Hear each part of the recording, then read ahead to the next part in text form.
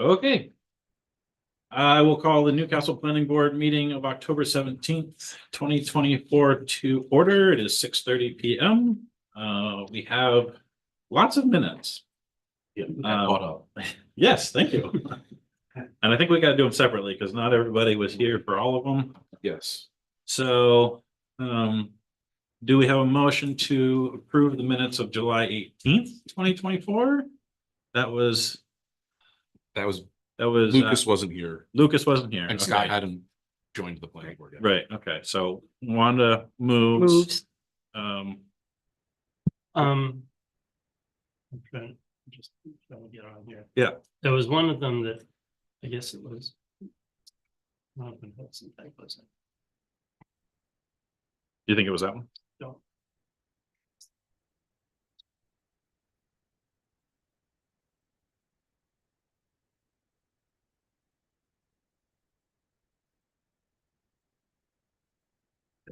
Yes, please.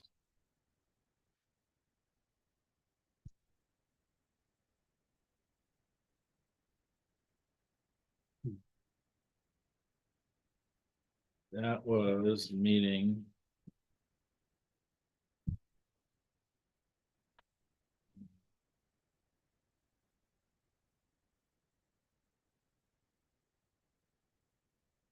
Pre-application meeting with Dan Oberoi about, The subdivision on Yeah. Blue Hill. I did just find one typo there. I spelled his name with an L rather than a U, so. Talking about 718. 7/18. Yep.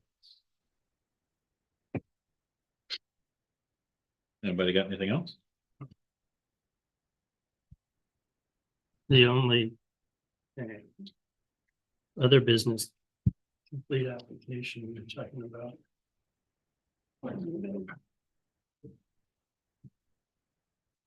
Oops.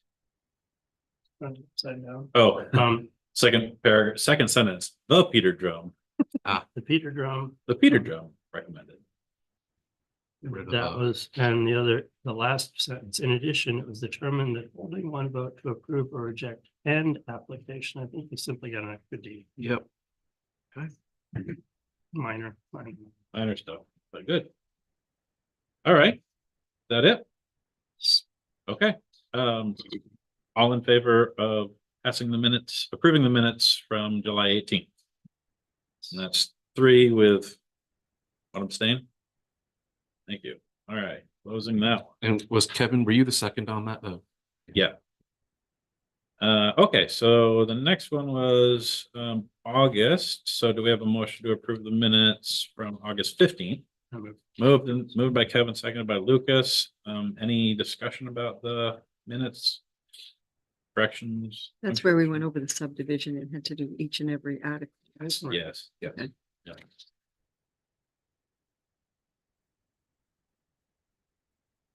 Yeah, that makes for long minutes, doesn't it? Yeah, I did. Yeah. All right. Seeing none, all in favor? And you were here? Yeah. That passes 4-0. Yes? It says, wait, it says here that, oh, wait, no, never mind. Are you looking at the other ones? Yeah, right, I'm looking at the wrong one. That's all right. So you're good? Yeah, I'm good. Okay, great. All right, so that one's done. And moving on to the minutes from September 19th. Do we have a motion to approve those minutes? Couple of typos on that too. Moved, Second. seconded. Go for it. The people, The people.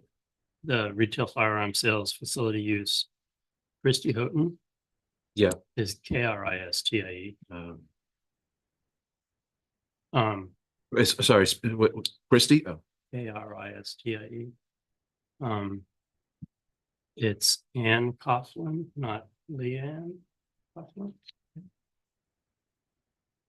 Doug Strauss is Straus, as in Levi Strauss. I don't know if there's any relation. did you say AUS? Well, that's what I was E? just. I was wondering if there's the 2 S's. I think it's 1 S. AUS. And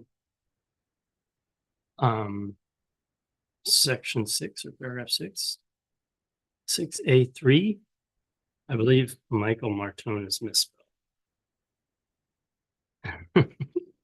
In the last sentence. Oh, in the last sentence? Yep. It is, that's great. That's Okay, great. Anybody else? He's missed. You type it so many times. Yeah, right. Surprised it didn't pick it up. Is that done autofill? That's right. All right, seeing no other, everybody in favor of passing the minutes from September 19th? All right, that passes for them. Great. Then, come on. Okay. I opened all the PDFs that you sent and it's sorted through it because it was like 15 of them. And the last one combined a bunch into. Yeah, it was, and that was, I don't think there was too many changes, but. No, it was good. it All was right. At least, to be honest, one. Do we have any amendments to the agenda tonight? Anything we need to add? Nothing I've got. No? No. Okay. All right. We have no old business and for new business, 5A, we have a small project plan application, tax map 12, lot 4, 15 Hall Street, Blood and Sons. You guys want to? You can sit there. You can come up if you want to. You can sit there if you want to. We can still hear, right, Jeff? That's usually the hot seat. We used to have a mic there, but they put them up top, so if you're comfortable, we're good. All right, so let me get to yes, I scrolled all over these. Yeah, perfect. All right, great. Well, for those watching the video online or whatever, do you want to just give us a brief overview of the proposed project and what it is you're looking to do? And yeah, so I am looking to move my business from Saco to Newcastle. Considered a few spots, and my friend Rob here is over at Newcastle Marine Blood and Sons, and an opportunity came up to purchase a plot from Rob and put my business there. So it's a boat business, boat kits in particular. And I produce boat kits for boats between, I think the smallest boat I do is 6 and the biggest is 20. And they go out on big pallets full of pre-cut wood and hardware and glues and goops and all the stuff people need to build their own boat, and it gets picked up by a truck and delivered to wherever they live or to a business in some cases. So this would be and it's Chase Smallcraft is the name of my business, and I've been doing it since 2019 in this focused kit capacity, but I've been dabbling in this for a little bit, quite a bit longer. And so the plan, that's the goal, is to move it up. I live in Wiscasset now, so been looking for a place to land the business for a while now. And so this would be the main production facility and where I'd operate out of. It's a 40 by 60 main building with sort of a wing off it for office and that sort of stuff. And it would be in the back of Rob's boatyard, and it's a small parcel we've mapped out for me to purchase, 0.27 acres, but just enough for building and driveway and some storage in the back for lumber and that sort of stuff, with good access for trucks and a nice town and beautiful area to be in. So I'm pretty excited about it. very cool. That'll shorten your commute considerably. Yeah. Cool. Indeed, but that's the overall. Great. Well, thank you very much. So what we normally do, and you forgot to include it on here, but before we start the review, I'll just ask any members of the board if there are any potential conflicts of interest that need to be disclosed regarding this application. If the applicant's a relative, or if you're in business with, or anything like that. Nothing to disclose. I know they haven't built any of my books. Not yet. All right. So no conflicts of interest and, what was the other thing that we're supposed to do?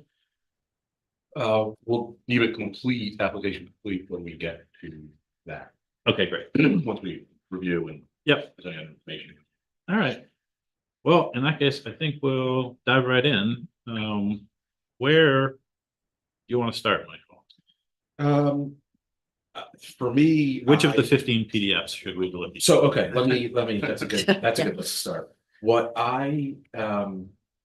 what's in there, I left the stuff that I had received up through Thursday or Tuesday, today's Thursday.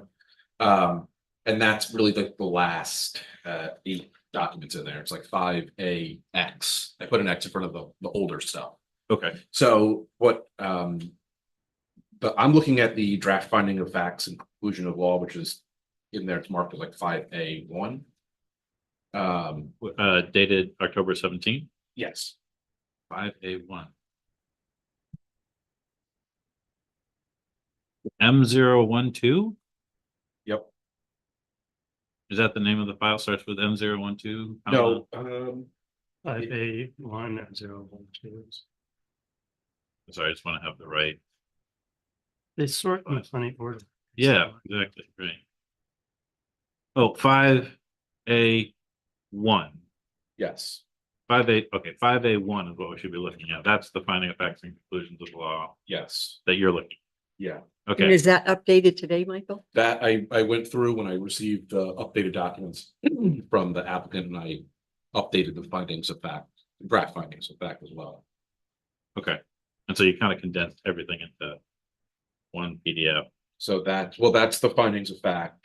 The other 3 documents are the 5A2 is the zoning application. Yeah.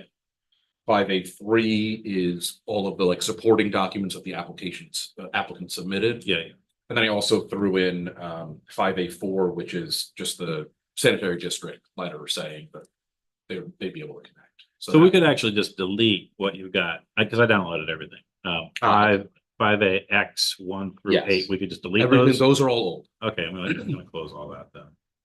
All right, So I actually Excuse me. printed just for ease of reading it a couple days ago.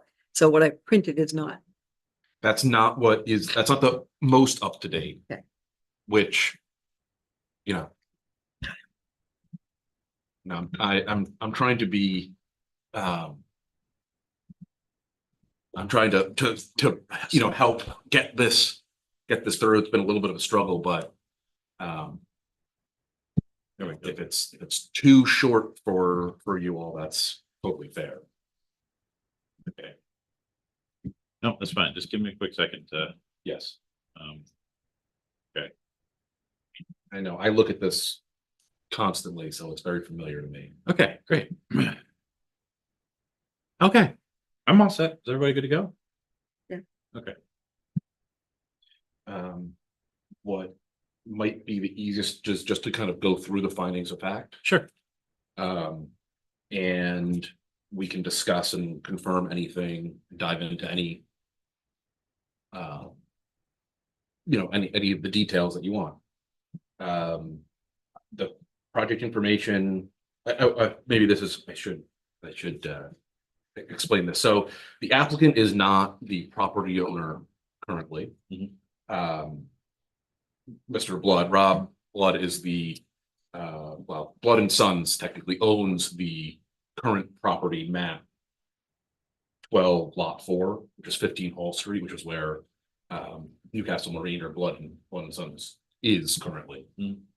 But Mr. Chase is the applicant, and the standing that he has is he provided a purchase and sale agreement.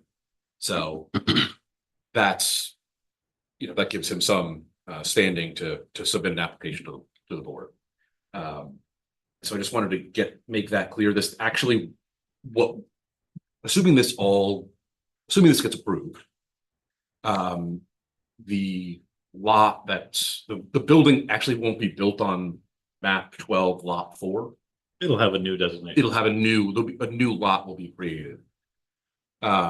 Which that, because the existing map 12 lot 4 has not been divided and hasn't changed in last 5 years. This division wouldn't count towards subdivision. Yeah. Which means that the town doesn't really have any authority to review or reject it or approve it. The advice that I gave to the applicant was, The lot split itself. yeah, the lot split itself. Oh, yeah, right, yeah. Absolutely. I said, you know what, maybe my advice was to hold off on the lot split until you get approval. So that way, if the lot split, if something needs to change, you're not now selling another little chunk of land here and doing. So the lot split hasn't happened yet. It is, I don't know if it's pending this approval or what, but It essentially, is pending the approval. We also have a survey of the lot that is intended to be conveyed. Right. So we have the preliminary survey, which then we can update if needed. Perfect. I mean, the So- purchase and sale covers it. We don't, Right. it doesn't have to be a legal lot yeah, right. at the time of the application. So I just wanted to just get that out there and explain all of that. There's no applicant's agent, so I mentioned the site information. All right, it's in the SD fabrication, doesn't fall within shoreland. The new lot the proposed lot will have 100 feet of frontage, and we can get into the specifics of all of that, and there's nothing currently on that site, trees, which they're clearing, but no development to speak of. All right. The original application we got September 9th, but as we've discussed, new materials have come in. I tried to provide basically a breakdown of the documents that are in that application. And I think that Mr. Chase gave an explanation of the building, which we can go into further. My review looks like this is going to be a small project plan and a use permit. The CEO, I spoke with Kevin, and he requested that the planning board just look at the use permit and the small project plan together, just as one, so that we don't need to go back and forth between the two. Assuming it's just a small project plan, there's no pre-submittal meeting that's necessary, no public hearing, and no public notice that's required.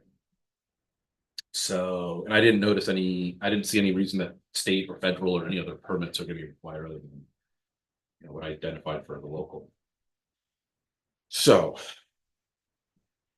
if there's no questions on that, maybe we go through the proposed development and design, and we can go article by article, or we could go however makes most sense to you all. Well, since we mentioned the way that we have to do approvals, voting on each, and you teed it up nicely for us at the end there.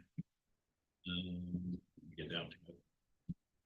Yeah, in the conclusions. In the conclusions there.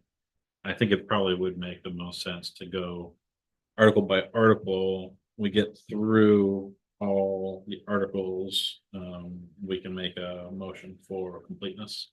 Mhm. And then we can discuss any additional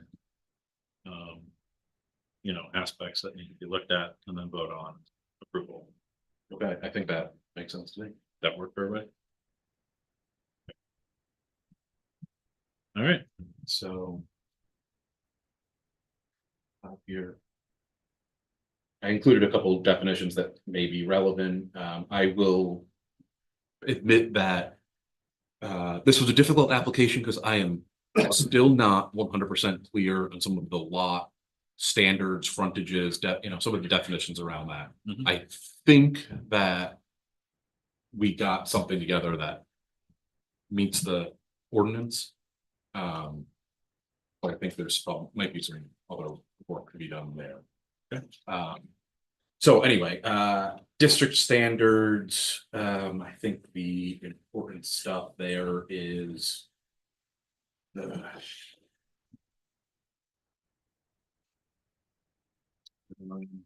New lots are gonna be in the same district. Insular lots are prohibited unless they created with a minimum deeded 24-foot wide right of way, which when you look at the site plan, you'll see there is a right of way 24 feet wide that is on the land that Mr. Blood's gonna retain that goes from Hall Street to the proposed lot, the proposed new lot that Mr. Chase is gonna. So that is their. So let's dive into that while we're here, because I didn't quite understand that diagram. And I'm looking at lot plan for permitting revision 8 from October 16th. Everybody got the same thing, though. Really nice. So What what I'm referring to actually might be a bit more clear on the next page. oh, okay, Circulation plan ROW. okay, It's kind of what's highlighted there, Hall Street access for CSC. Wall Street access. Oh, That is essentially, that's off of the lot they're proposing this, and this is just the. In the lots, this is not for the kind of standards that are under the roads, driveways and entrances ordinance, which. We will get to, but there Yeah. is a requirement that you've got 24-foot access from. Your lot to public or private road. Basically, Okay. just as long as you've got 24 feet of access connected to your property, and that's just in the core zoning code. yeah, But it doesn't really have any other standards other than 24 feet wide. As far as I mind reading. right. Okay, so looking at that, Hall Street is down to the right. Yes. And so this is gonna be a surveyed right away? Yeah, Okay, it's, if you look at the preliminary survey, there is. The start of it on there. okay, It doesn't go all the way up. And around, but. So this is Hall Street ends. You guys wanna right see around this? here. So the right of way will kind of continue up to the. This is his lot line. oh, this is the new lot. Yep. So Hall Street. Hall Street comes in ends here, all the way in. and this blue line is your Hall Street comes property. in all the way to here Yeah, you got it. Oh, okay, all right, currently. okay, So then we're giving them the right of way to access Hall Street. got it. To get out to the village. All right, okay, that makes sense now. So we have currently a 20-foot right of way. Yeah, but the pre-existing, Standards are 24 now. So Yeah. now it overlaps a little bit. Yeah, gotcha. Okay. Are you gonna, I mean, is there stuff there now that you're gonna have to move, like? Well, No, so this this right of way is gonna shift over a little bit to stay outside of that shed. I got you. But there is nothing else. We use that. We have to keep that clear anyway, because we have large trucks coming in that need to be able to get and turn around Got it. back in here and go back out Got it. or come up this way. So. And this right of way is for if he has a tractor trailer truck coming in to be able to turn in here. Yep. And then back in to his loading dock. That makes sense. Yeah.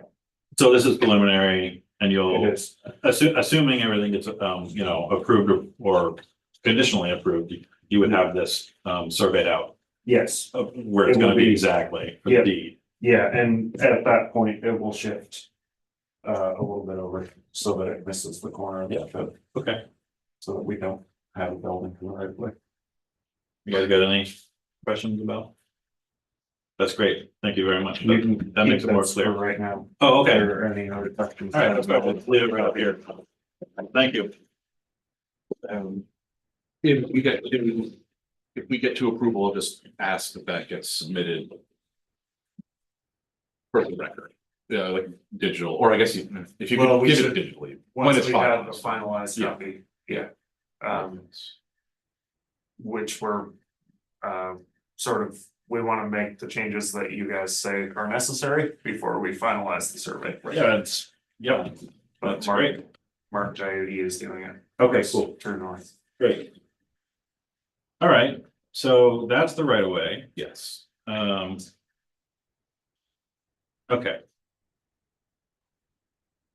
All right, let's keep going on the lot. Okay. So. Lot.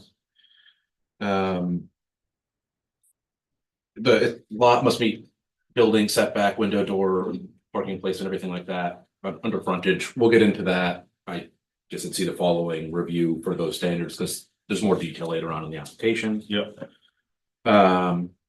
Same with the frontage requirement. We'll get to that. I think, under the actual fabrication district standards. Great. And also probably the roads, driveways and entrances. Yep. Review. Okay. And just also, I'll note, what I try to do here with this, findings of fact, and one of the reasons it's long, which I think is probably the appropriate way to do it, is I went through the code and basically just pulled out whatever standards are in the code. I try to keep those just in regular, text. And then I put like, kind of my findings from the applicant, what they submitted in italics. And so so that's why you'll see like the front line must be located along the primary road or water body. That's just from the code. And then below that, the italics is like specific to this project. The front line will be considered, well, this says 78 foot lot line, which actually has been changed. It's 100 feet now, I believe. So it kind of is like, here's the standard, here's the relevant information they provided that addresses it. Okay. All right, so SD fabrication district standards. I put a little note in there that basically the lot, we're not reviewing the lot for conformity, but in order to be allowed to develop the parcel, it needs to be a conforming lot. Mhm. So, It's a weird thing. yes, Where you can, on your own, even without a survey, create a lot of any size that you want. Legally, a legal lot. But it doesn't necessarily mean you can do anything with it. Right? That's a weird thing. Yeah. But it's true. well, you might be able to do something, you might not be able to build something on it. You can go sit on it if you want to, you know. Yeah, You well, can harvest trees, I guess, Yeah. you know. but as far as the Yeah. registry of deeds is concerned, it could It's be a yours. legal lot, a fully legal lot. It's just non-conforming to the code in terms of what can be used there. Yeah. Yeah. And the other thing that's really sometimes trips folks up about splitting lots is that when you split a lot, both lots have to conform. You can have a If you wanna pre-existing build- non-conforming situation on one of the lots, right? But you can't create a non-conforming lot from a lot split that you can use for something. You just, you know what I mean? Yeah.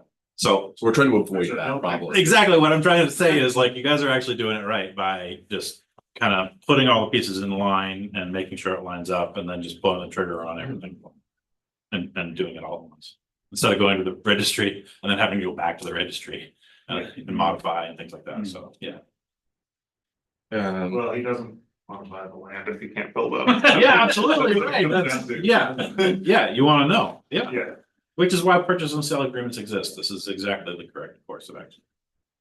All right, so lot dimensions, fabrication, the width, the lot width needs to be between 20 and 100 feet.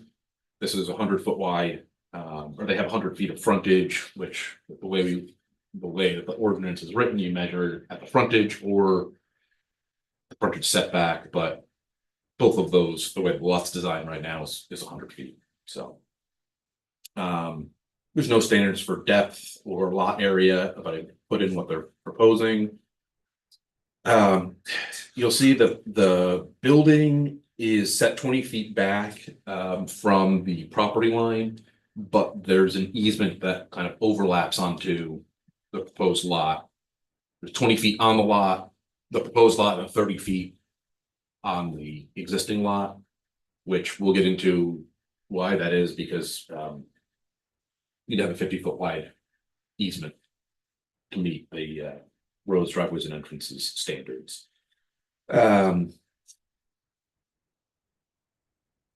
So yeah, I went through all the side rear setbacks, frontage, the frontage zone is really not a.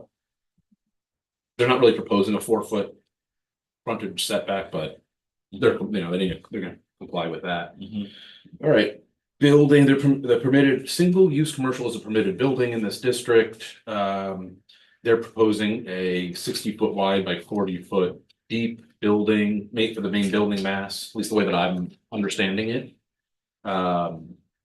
Which does not exceed that 120-foot maximum width. Building floor area is well under the 50,000 square feet. It's a 1-story building.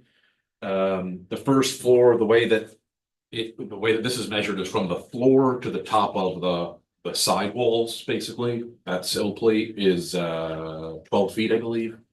So that is well under the So, 22 feet. Yeah, it's from the sill plate to the top of the wall's 10. And okay, so maybe not the sill plate, from the From the floor, basically to the floor E. to the E. To the, yeah, okay, is 12 feet. And the standard is 22. 22. Maximum. Yeah, right, okay. No upper stories, it's gonna be a single unit. And the total building area is 2,880 feet. And I just distinguish that because the main building mass is only 2,400 square feet. So there's an addition, I think is what I called it. The use that's probably proposed here is the industrial general, is what it read to me, which just requires a use permit in the fabrication district. So that's Article 2. Thoughts, questions? No, it's great. Site standards, the driveways must comply with the roads, driveways, I'll say, there's no standards for driveways. One driveway is permitted per building, one driveway is proposed. I think actually it might be more than one parking space now, I think it was 2 or 3. It's easy on the screen, just throw cars on there. Yes. It's- Yeah. It's all digital at this point, but When we yeah, get, I mean,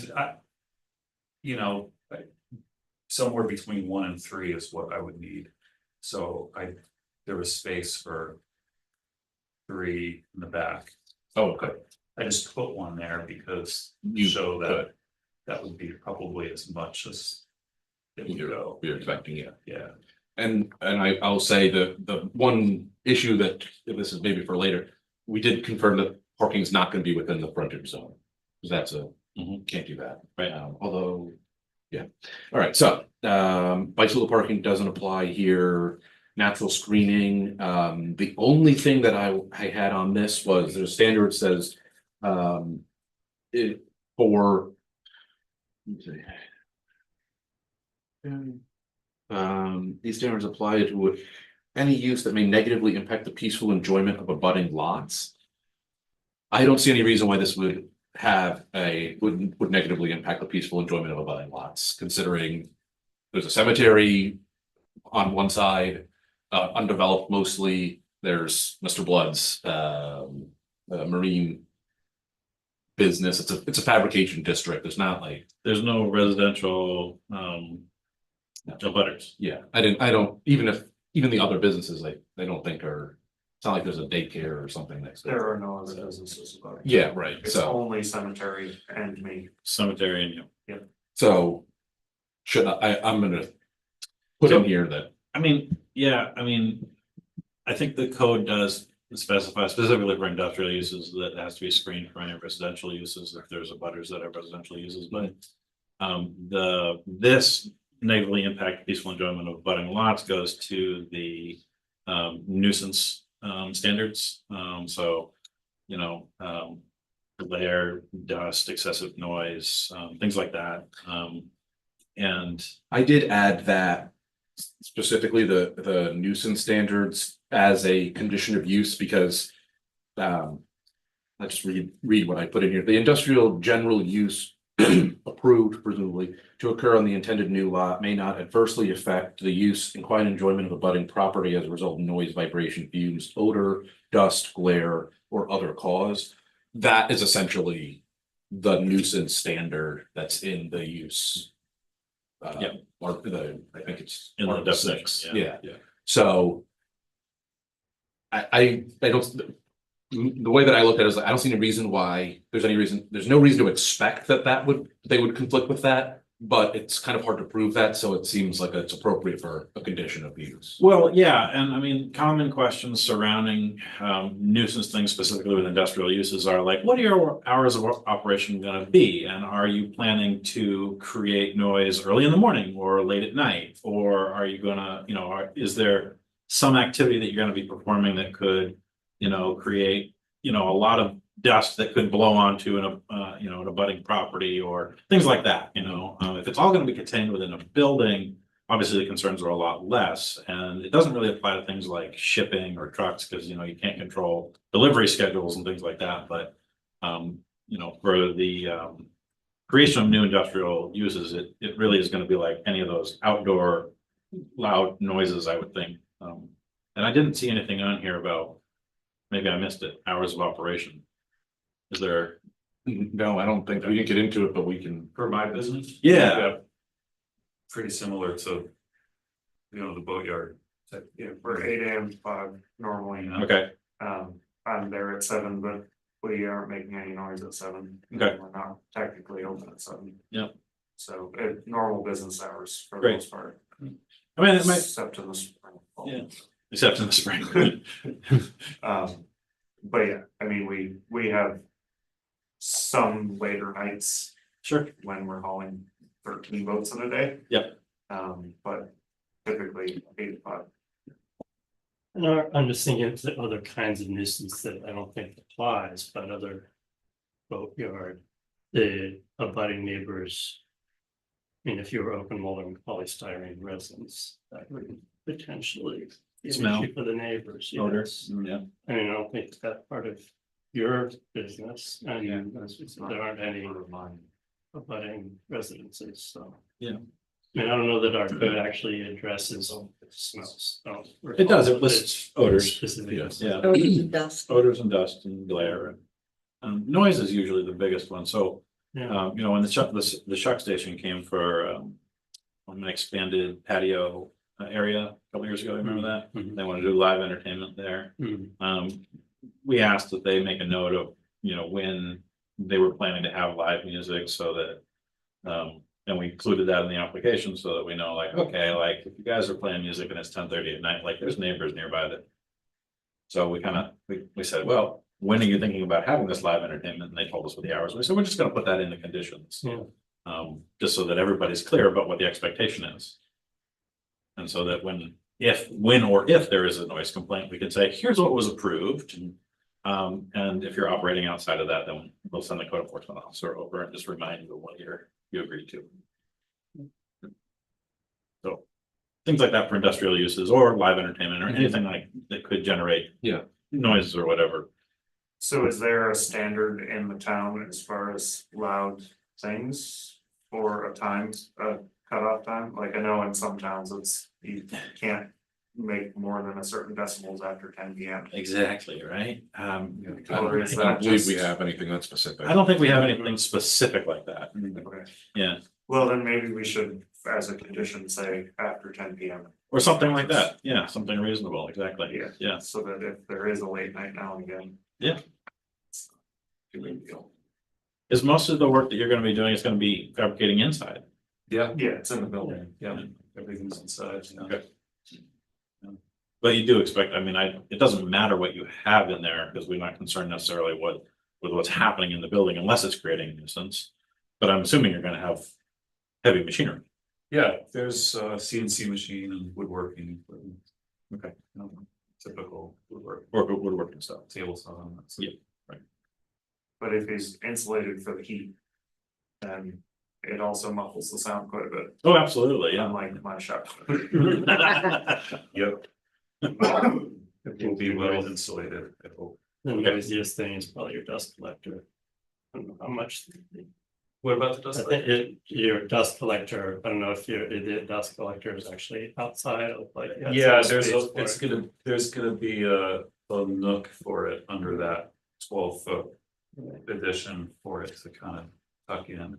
I mean, I don't Yeah, imagine, and that'll- that doesn't sound that'll like be like problematic, it's probably. the- 5 horsepower, maybe Yeah. 2 barrels type of thing, not huge. Outside? Yeah, it'll be under, but it'll be kind of under it'll be tucked away under and over, you won't actually be able to see it. Yep. Unless you're going in the front door, you look right and you can see it. Yep. So it's accessible, so, So that's really the only noise that's gonna be generated outside the building. yeah. Okay. Yeah, and.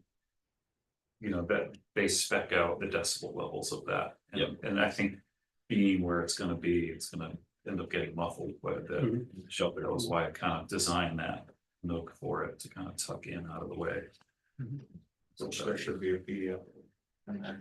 Yeah, there's It's a, on the drawing. you can actually see it in one of the perspective views on my rendering. If you wanted to take a look, it's perspective number 2 or 3, I believe. I think it's page 9 in the Yeah, it's document that I see. yeah, Oh, I see. Oh, it's really tucked around the corner. Yeah. you're welcome. I got You you. guys, I got it here. Yep. So that it won't bother me, because I'm the alive neighbor. Yeah. Okay. All right, sorry to derail us. Okay, that's why we're here. Let's see, landscaping, apply to commercial properties in other districts. This isn't a commercial property, not in those districts. Let's see. I said that there's plant materials installed adjacent to roads that are plowed and typically receive seasonal salt treatment should be non-woody and salt tolerant to ensure survival. Basically, this isn't a road that's plowed or receives salt. It's a, not really, it's a driveway there. It's a private road, So, right? yeah. Yeah. No artificial plants or turf are proposed. All portions of the lot not occupied by a building or paved area should be covered by live vegetation, grass, ground cover, plants, shrubs, trees, or ground cover materials, including rock, gravel, wood chip. I think what you'll see is everything is basically grass, ground cover. There's one area that may just go back to natural, and then everything else is gravel essentially. Yeah. So, The only concern that I have about like, these landscaping ground cover materials that are large areas that are just essentially, gravel is, while there's no parking lot standards or parking standards for anything under 10 spots, and you don't think you're going to be using them anyway, that many anyway, you said only 3 maybe tops, yeah. Having, and I understand for an industrial use, you need to have sort of like room outside to like put stuff and store stuff and, move stuff around and everything like that. The only consideration is just, if and when the business expands and you get to the point where maybe you've got, a bunch of employees, fingers crossed, and now we're 10, 12 cars in, that's the point where, okay, they're parking here, there, everywhere, whatever. You really do need to have a parking plan at that point. Yeah. And so it's kind of like, one or the other, we're either gonna designate this gravel area as like landscaped area, and it's not a parking lot. If it ever does become a parking lot, we just need to be aware that when and if it does, we gotta follow the parking lot standards. But I would think if he's gonna have potentially big trucks going in there, he's gonna have to have room for them to turn around and move, and that's gonna be gravel. Absolutely. So I mean, that's sort of part of that lot, it's got to be able to move big trucks around. No, I completely agree. I think the gravel can be there. I'm just saying like, we maybe want to clearly delineate where parking is intended and proposed from where's kind of circulation and gravel. yeah, exactly. It's just like creating a de facto parking lot without having to go through the standards by saying, oh, we don't have to do parking. Right. Well, that's not really how it works because every area of the lot has to be designated as something. And it may just be a gravel area for trucks to turn around and do your business or whatever you need, and that's fine. If it turns into a parking lot, it has to follow parking lot Yeah, standards. and I think with this, on the 7th page, it's a lighting plan, actually. You'll see there's 3 spots for cars, and I think that if the understanding is clear that this is what is defined and proposed as parking. Anything besides those 3, it's not like a car couldn't park somewhere else, it's that it's not parking, this is not long-term parking, there are gravel areas that, you know, you can put a car in a lot of places. And it's not necessarily a parking spot. These are the 3 parking spots. So if a new use were to come and they want, like, if they're adding. What, another 8. If there ends up being, 7 more cars parked there every day. now all of a sudden it's. Now all of a sudden it's like, well, you can't just park it anywhere and call it whatever. Right, Yeah. right, and not as though if there's 10 cars in the parking, back there one day because they're having a, opening party Well, or that's- whatever, then it's like, that's- for once. it's- Right. Okay. I didn't understand when I was looking at that lighting plan. The green things on the lighting plan are cars. They're Cybertrucks. Okay. Yeah, excuse my, I do boats, not. I love it. Good. So is there, can I ask it, is there a mechanism for a business when they do grow to develop a larger parking lot? Yeah. They do- Okay, Absolutely. Yeah.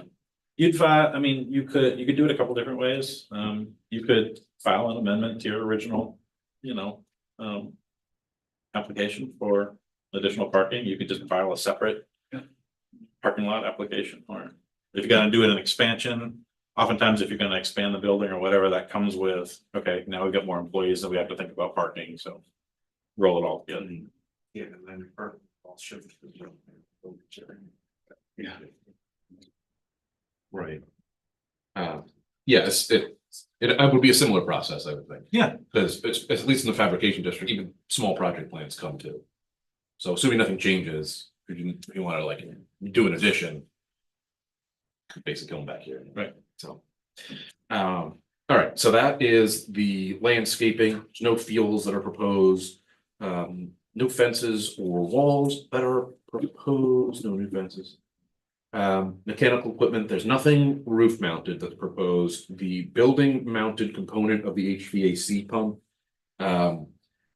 We discussed this. It is, actually, it's on that side, let me see. He's, If you look at the first perspective, I think it's page 8.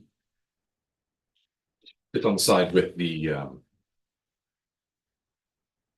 garage door faces the driveway.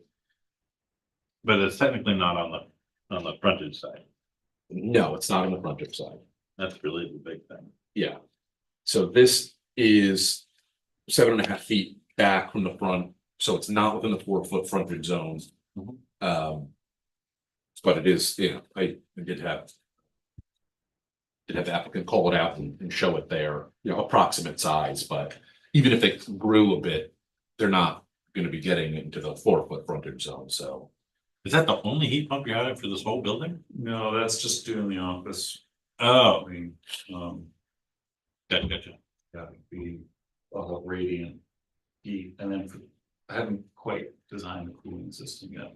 Cool, main shop. Just do radiant cooling. Yeah. It's cool. One question I did have was it's required that the building mounted HVAC be screened from view. Can be a fence, it can be a shrub, it can be. It only has to be screened from the frontage. It doesn't have to be completely enclosed. Okay, So we can just put one little thing up from the wall. Yep. can you tell me what that will be, and I'm gonna put it in here. It will be Say a fence or a tree, bush, whatever. Could be a piece of lattice. Yeah, just probably lattice attached, something like lattice attached to the building that just comes out. Okay. Building mounted HVAC Yeah. heat pump will be screened from view by a lattice attached to the building. Okay. Okay, the loading dock. Loading docks are not permitted in the frontage zone, which is part of the reason that the frontage zone is not where that driveway is. It's put on the side where the office is because you're gonna have a loading dock within the frontage zone. Let's see, it's gonna be a steel roll-up door with an electric drum opener closer. One of the conditions was that it be an automatic closing door. I assume that that's, an electric, That's the code? it says loading docks that are fully integrated into the building must be screened with a solid opaque self-closing door. Does that just mean that you go poop and it closes on its own? It's just got an opener. I and would, it closes? I would assume. I would Yeah. assume. I don't think it means anything fancy. That's, yeah, If you're not using it, it's gotta close itself. No, you gotta install like an AI system that monitors when you leave and it closes the window. No. that's, I want to make sure it wasn't something that turning movements associated with the loading dock can't be public right of way. They're not near any public right of way. Lighting. Let's see, there's no sign lighting or holiday lighting or emergency lighting proposed here. The maximum average lumens per square foot for the fabrication district is 2.5 lumens per square foot. You'll see on the lighting plan, they did provide what the square footage of the paved area was and what the lumen output from the fixtures will be. And I ran the math in here and the highest is 2.5, everything else was below that, close, 2.49, 2.4, 1.88, but nothing exceeds the Yeah. the 2.5. One of the things we identified the other day, it wasn't clear if the original lighting fixtures were full cutoff, but they've swapped that out. So that was one of the changes is now they're gonna be the dark sky compliant or certified, but they're full cutoff, so that shouldn't be any problem. There's no motion sensors, dusk dawn sensors are proposed, but that was just a note.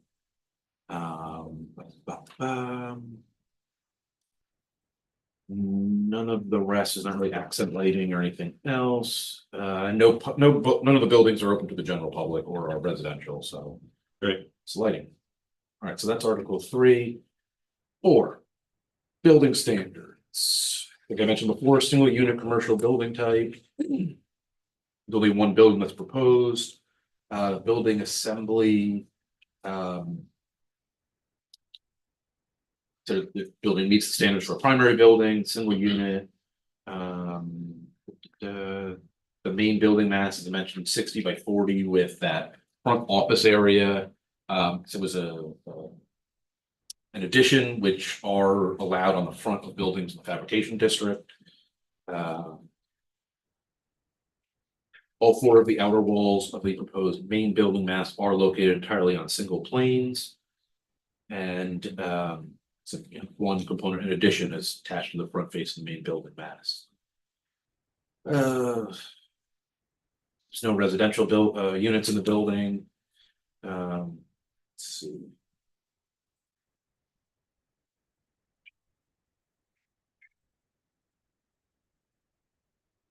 So you're calling the 40-foot wide, 7'6", no, It's 12 feet deep. 12-foot deep, 40 feet long addition Yeah, 40 feet, right, is the office area? on the front Yeah, is an addition Yeah. to the, I get it. So that's 480 square feet added to the 2,400 square feet of the main building there. right. Yep. Attached to the front building, which I mentioned in the. Yep. Allowed addition location by district table is identified there. Let's see. The height, 12 feet, 1 story. Materials, the exterior finish of the building is corrugated metal, but I will mention all of the materials that are going to be in this. There's 4. The foundation is going to be clad in a stucco type material over concrete foundation. I mentioned the corrugated metal for the main building mass. The addition is going to be wood panels. I believe they discussed kind of board and batten or some kind of wooden panel like that. And then the roofs are also metal. So that all, actually, I guess if you count the main building mass and the roofs is corrugated metal, that's only 3, but yeah. Either way, it's still, even if you separate them, they're, 4. It would just kind of throw a note, just, it'll be nicer than corrugated. It'll be like raised, I think they call it raised seam sheet metal. So like Like the gray. standing seams Standing seam on the roof. roof and the siding. Cool. Yeah. The code mentions corrugated metal, so that's what I went with, but. Okay, I just wanted That, Yeah, when that is- you said that, I was like, ooh. Right. Yeah. That's Got that everywhere. No additional structures, no temporary structures, primary entrance. The primary entrance is, let's see, on that, probably the best is on the second perspective, it's page 9. It's called out, it shows main entrance that goes into the main building mass, which is I guess that, yeah.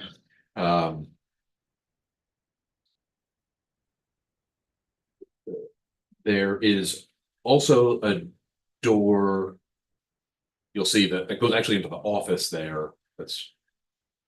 Well, I mean, it's less than 6 feet from the front of that building. Mhm. So I think either one of those probably could qualify. I picked the one of the main building mass because it faces the front, and I think it's supposed to face the front.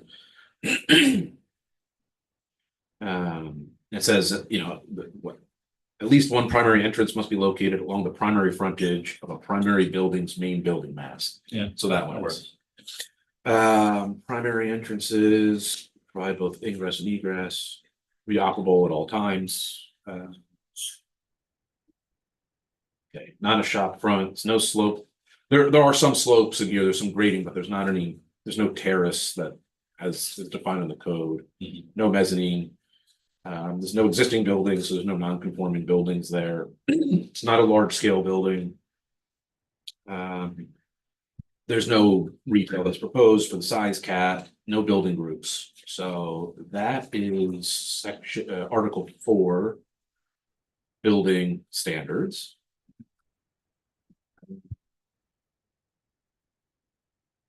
Okay, Article 5, design standards. No components, we probably just need to clean up the language a little bit. Components really refer to massing components and architectural components, which the addition isn't, but in some places it kind of calls additions components too, but Yeah.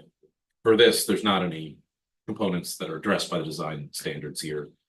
We already discussed the massing components, architectural components.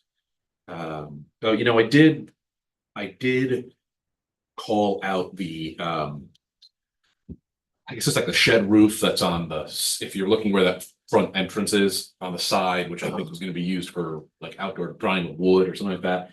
Called it an arcade.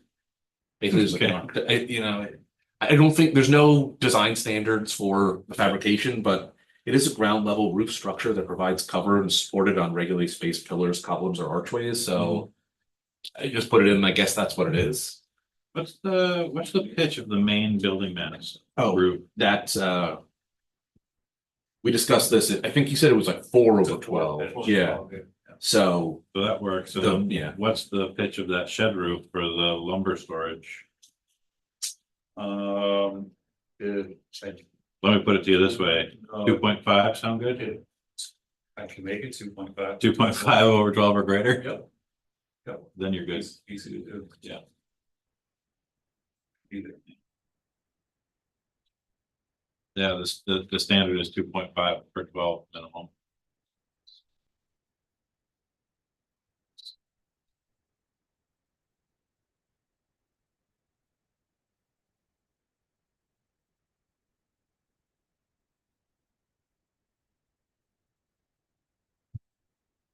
Noting that.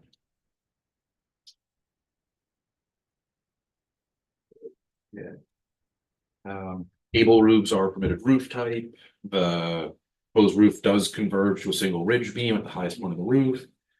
The main building mass only has one roof. It's 2 pitches, but it's a roof. The gable ends are on the short side of the main building mass. And the ridge beam is continuous from side to side, but from gable to gable. Windows and doors. This is one where it might be some conversation. The window and door standards, as far as I can tell for the fabrication district, are minimum 20%, maximum 80% on all the sides, at least of the main building mass. The front and side, or one of the sides anyway, has 20%. It looks like you added windows to the other side as well. With that shed roof on it. Does that get you to? It's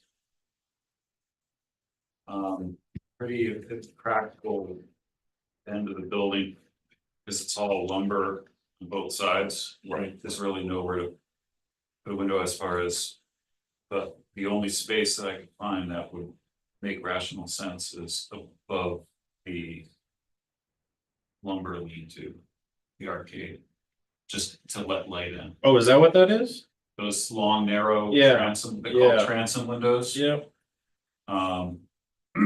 So I threw in, Which adds I haven't decided. a lot of expense for very little benefit. Right.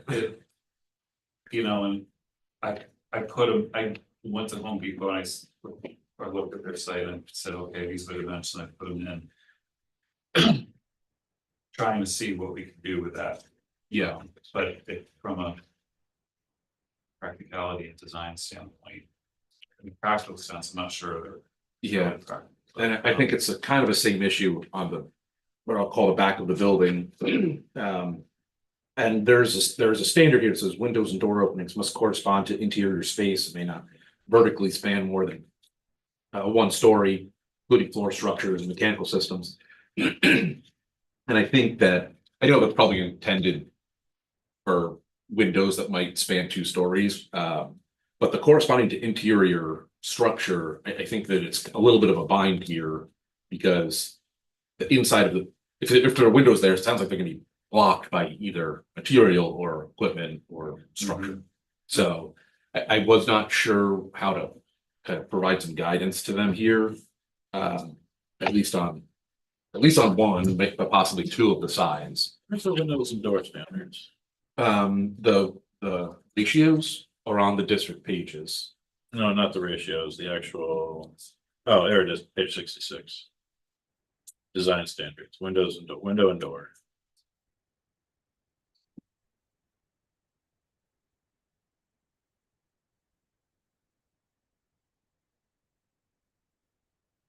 Sorry, I'm just reading.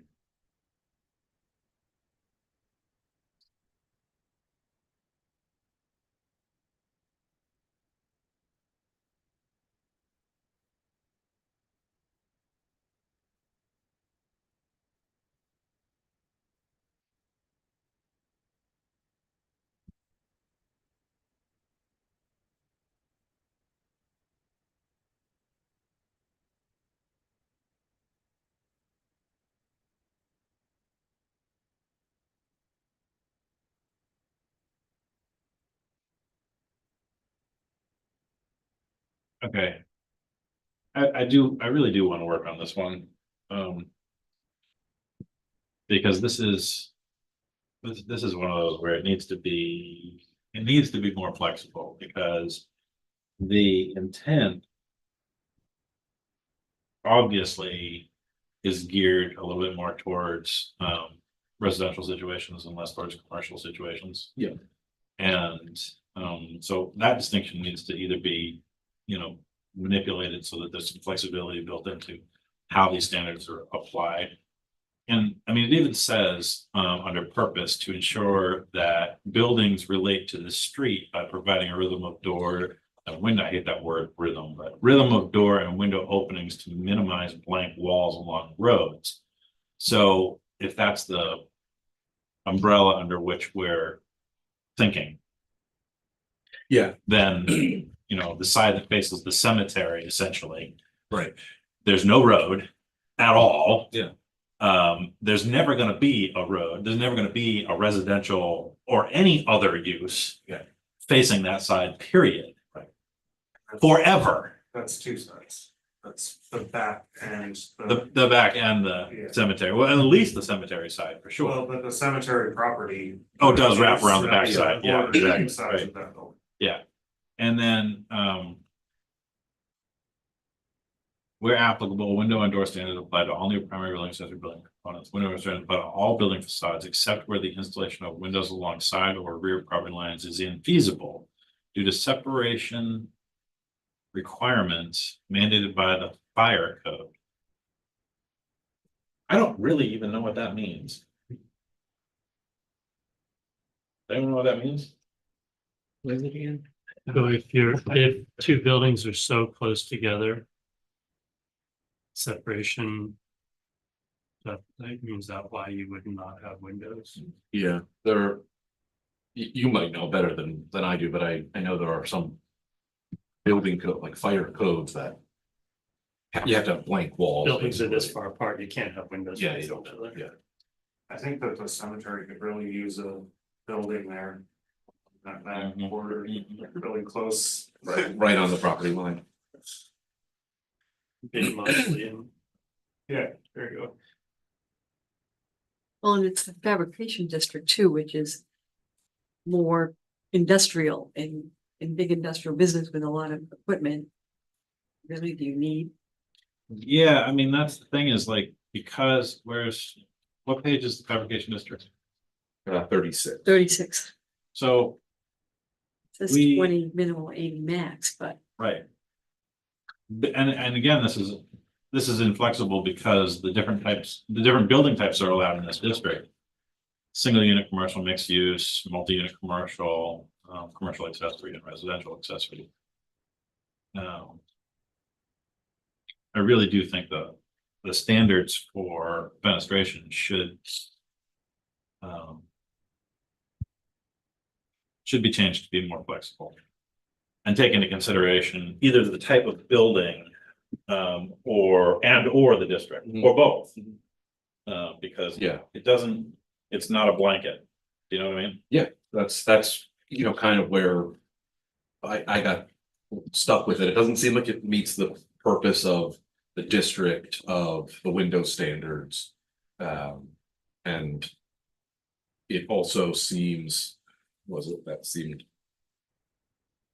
That standard about corresponding to interior space.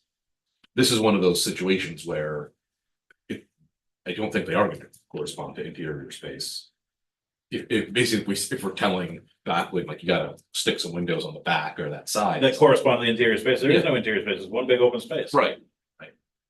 So that's where it was. I wasn't gonna say, no, you have to have those windows, because it didn't make sense to me, and so I figured I would. Bring it up with the board. Well, to be honest with you, I'm inclined to say that it's not applicable because. Of because of the contradictory standards. I think it's. Fair and reasonable. I don't know, how does anyone else feel about that? doesn't make sense. To just put windows in just for the sake of putting windows. Now, if this was a house, That's different. Or if it was on a main road where you were trying to make it look pretty. so that you don't have a big blank wall Wall. facing a road. Right. Yes, I mean, I see this, the point of it, but in this case where it's. How many people even, are gonna go back there? I've gone as far as the Forklift driver. cemetery, that's as far as I've ever been up that road. Just for context, I looked at that back long wall facing the cemetery woods. I would have needed to put 5 4x4 windows in order to hit 20%, yeah. which would have cost $3,500 just on that one wall. So I Just think, about windows. yeah, Just to buy the windows, right? Not including key plus. I mean, I think because of the. I know it's stretching it a little bit, but I would like to suggest that because of the contradictory standards of the nature of the building as a commercial building, that the purpose is met in ensuring that buildings relate to the street by providing a rhythm of doors and window openings to minimize blank walls along the roads. And your proposal and your application is 20% window and door area on the southeast side, which is the front facing. And also the side, which has the main loading dock area, also is the only other visible side of the building. So from a road perspective, under the purpose on page 66, I say you meet the purpose. And we let the rear and side go because of conflicting standards. We'll vote on that later. Okay, yeah, I made a note of that. That seems reasonable to me. Right, windows and doors, the transparent glass, I discussed this with the applicant and I guess he's not buying new windows for all of this, or the building manufacturer is not putting the windows in. He's putting the windows in himself and they're all clear glass, so.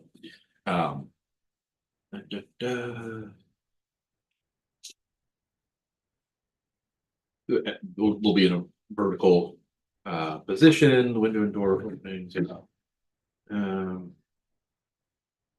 building orientation. Okay, not within those. So that's the end of Article 5. Use standards, general, industrial general. I was thinking this would be industrial artisan, but I think after talking with the applicant, he seems to think that industrial general more fits his use, proposed use, and they're both same standards for, I mean, it does based on what you described, it fits in perfectly, right? right. Uses that are associated with retail sales, outdoor storage, light manufacturing of finished or semi-finished products that may include trucking associated with the movement of materials or wholesale distribution. Yeah.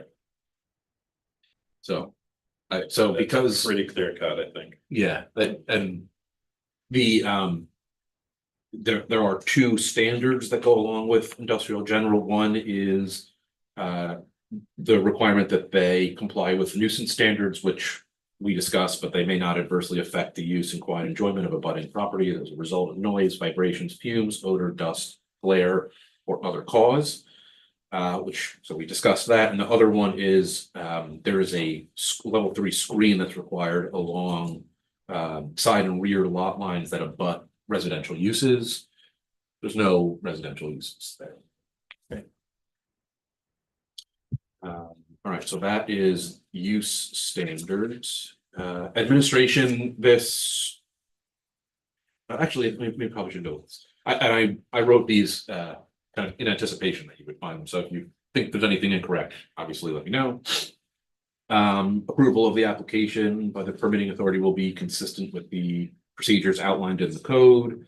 We'll have to vote on this, but that the basically the application and anything that's been submitted up and including today Includes the necessary information. Essentially, this will be a complete application. I mentioned the code enforcement officer opted to have the use permit reviewed by the planning board. So presumably, well, we already covered with application. Okay, no pre-submittal meeting, optional neighborhood meeting, not required, public notice, not required for a small project plan. All right, so I think this falls well within a small project plan. It qualifies. The proposed building, I think actually might be a little bit bigger. It's 28.8, I think. The total square footage is 2,880 square feet, well below the 10,000 square foot. That would kick you into large project plan.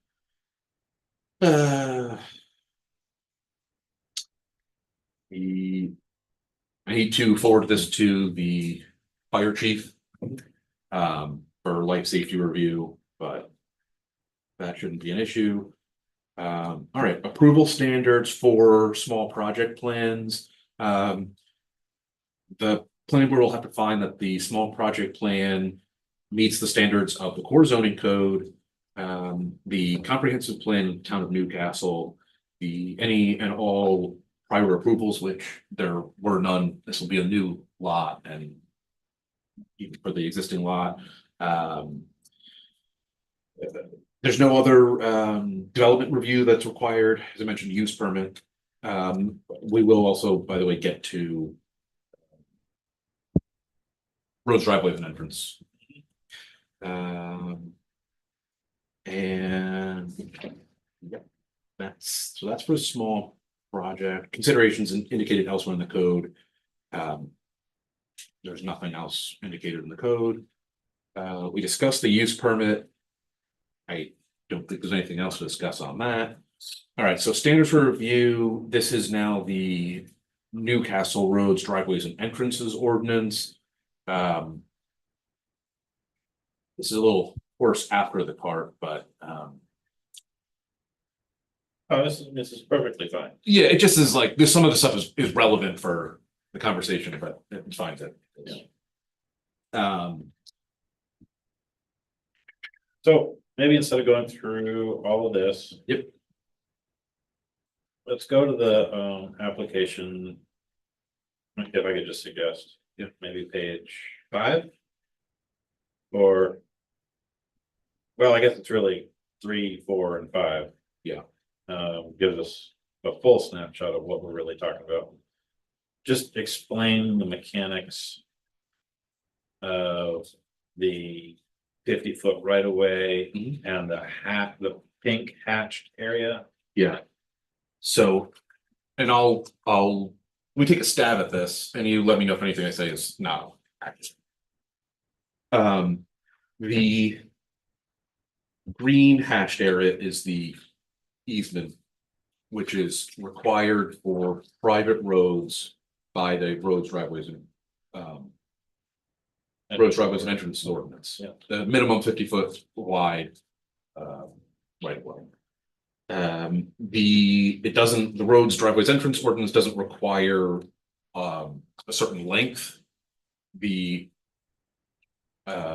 fabrication district requires somewhere between 20 and 100 feet of frontage, so that is where this 100-foot easement came from. It's giving that 100 feet of frontage.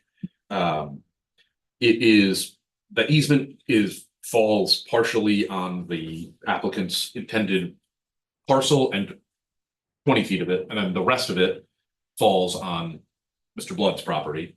And then what you see in that's identified on that page 3, it says CROW plan, is essentially the let's see, is that traveled way? Is that what you were calling? That's going to be the road. I guess that is the traveled way. That's 24 feet wide. 12 It's feet the wide? right of way. The right of way. Yeah, which would be, and then, that's basically his driveway. Right. The pink, The pink is, I guess, what's the pink is the private road. Yeah, That connects to the right of way. that connects Right. to the deeded right of way. I think the minimum travel maybe had to be 12 feet, and that's what they are doing. The whole thing was gonna be cleared. I think the cleared had to be 24. Yeah. 22? Yes, 22, thank you. I gotta pull that up. Yeah, but the entire area of theirs will be cleared. Yeah. And probably travelable, I Yeah, would. yeah, because it will all be for purpose. Right. So, honestly, it's a clever the way you've done it. There's nothing that says where the right of way has to be. So the fact that you're putting it literally touching the building is perfectly allowable. you know, and I will just say, I wasn't sure if the setback needed to be measured from the property line or from that easement line. But in the fabrication district, the setback can be anywhere between 0 and 20 feet. So either, regardless of where you're measuring from, it's either 0 feet from the easement or 20 feet from the property line. I would love to know which one makes it allowable, but Are you talking about the 50-foot right of way? the 50-foot right of way. Yes, when Your you're 50-foot right of way, measuring the setback for the building. no, the setback is from the property line. Absolutely. We'd get into a world of hurt if it was otherwise. So, and the reason I mentioned that is. So originally, I think the intent was to put it 50-50 or 25 feet, 25 feet, 50% on each. Yeah. But that would have set the building back 25 feet from the property line. Yeah. So, so right now, I guess way that I'm understanding this is the property is the building meets the 20-foot maximum front setback. Front setback, yeah. And so according for that standard, it's set back 20 feet. Yeah.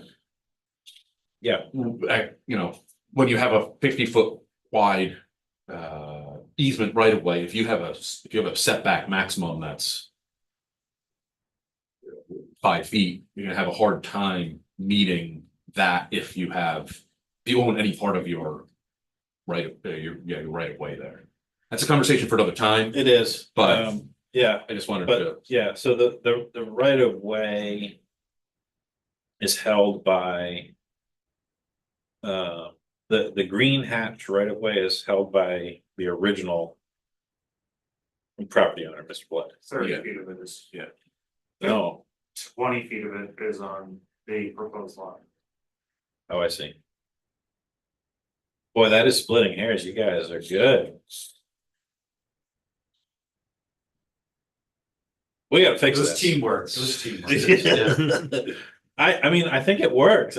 I just think it's very creative.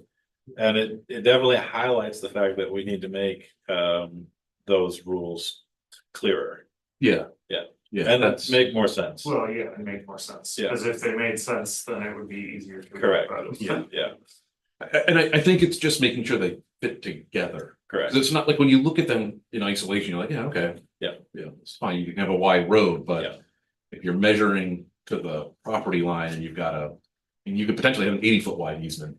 Mhm. And so now you need to you're going for the middle, you need 40-foot setback just to get out of the right of way, Correct. so. Yeah, I mean, I do, yeah. The roads, driveways and entrances, all of those standards were lifted directly from the DOT. I mean, it was a direct copy and paste. It was because we had to have something. Yeah. I do have a question about that. In the description for the roads, driveways and entrance ordinance. It says these standards apply to the design, location and construction of new driveways and private roads. Sorry. To a lot from a public way. His lot never sees a public way. There's a right of way to a private road. Which we have a right of way to use. Yep. It never touches any public way, so does any of this apply? Oh, now I gotta pull it up.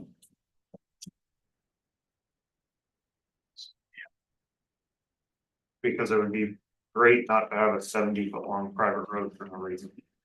Hmm. Well, are you talking about the driveway?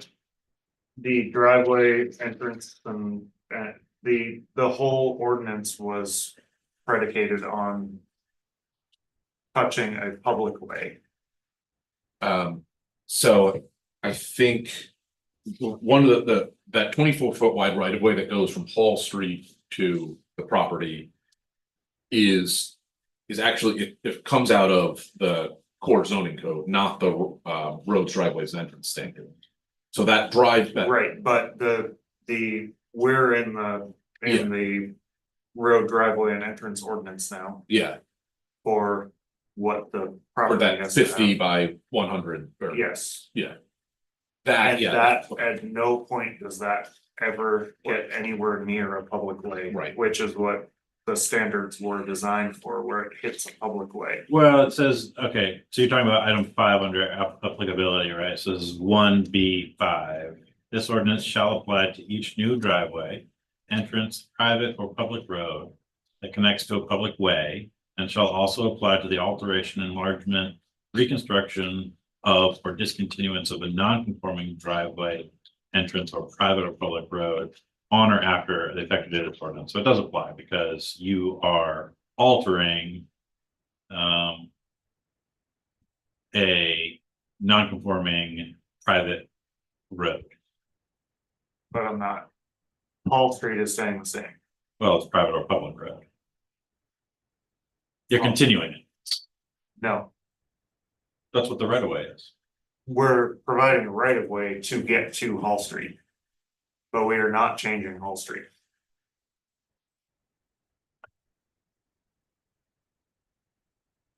Yeah, maybe.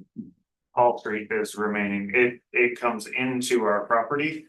And it ends, and we're providing a right of way from Hall Street. Yeah. To his property. It ends at your line, right? No, and technically on the town maps anyway. Yeah. It ends Oh. in past my building, Yeah, so that to figure out exactly where Hall Street ends, I think you have to do some. Well, I- work and so your survey will get into that. But that's, regardless of that. yeah, right. So you're actually, Wherever Hall Street ends, we're not actually continuing Hall Street. We're providing him a right of way, Right. we can call it a driveway. From Hall Street. To his property. Which means his property, his right of way, never sees a public road. It sees my private road, yeah, so that's, speaking of splitting hairs. that is, that is splitting hairs and that's, that. I'll be honest with you, that is probably, if we were to. My personal opinion is that if we were to accept that argument. It would have to be litigated. Like there'd have to be some. So that's why we have drawings. Court of a standing. 70-foot long private Yeah, road. I mean, I There you think, yeah, because you're really challenging the idea that a right of way is not in any way, a private, public, or road or driveway. No, I'm saying that it's not a public way. Well, it That's- touches a public way. The right of way touches a public way, but what you're also saying is that the Gets to- right of way itself is not actually a private road, public road, or driveway. I'm only saying that it's not a Doesn't connect private to road. Yeah, Because, so and I you think see what I'm saying though, right? the other thing here is, you know, the easement that we're talking about for this. It doesn't connect directly to a public way, but it does via Hall Street connect to a public way. And I don't know if it's, I think like that really, I feel But like is the none of that important. part of it is being altered in any way. No, and that's fine, but I think the important thing for creating a new lot is that whoever you're selling it to is able to access it from so. From a public, The from a public way. Yeah, network. So if we were to accept what you're saying, then we'd have to say that you can't do the project. Because it doesn't connect, because he Right. has no access to it. Correct. Okay. All right. So I mean, I think it's an interesting point, but again, I think it's a little bit Well, above our pay grade to make a yeah. determination of. That's perfectly fair. The It use just of a right of seems way. Like to say in the standards that it has to have frontage on a private road, Yes. but that the private road doesn't have to actually connect to anything That's, is a little bit silly. So we've You created, can't create a public road. I'm not creating anything public. No, I don't think you can create a road or a driveway that's not connected to something. sure. It has to be connected to, no. Let me put it this way. You can't create a private road in the middle of the forest that does not on one end connect to something. I mean, you It connects to a could, right of way.